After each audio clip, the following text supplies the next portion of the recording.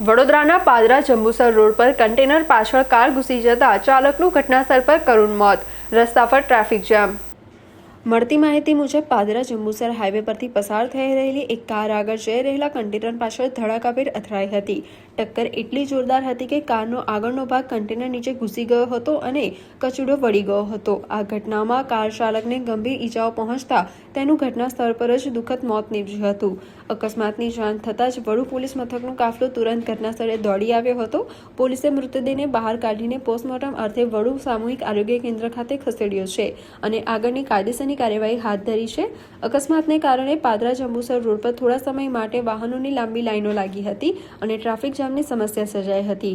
જોકે પોલીસે ક્રેન વડે અકસ્માતગ્રસ્ત વાહનોની રોડની બાજુ પર કરાવી ટ્રાફિક પૂર્વવત કરાવ્યો હતો। સ્થાનિકોના જણાવ્યા મુજબ પાદરા જંબુસર રોડ હવે અકસ્માત ઝોન બની રહ્યો છે, જેથી હવે ટ્રાફિક નિયંત્રણ અને સુરક્ષાના યોગ્ય પગલાં લેવાય તે જરૂરી બન્યું છે।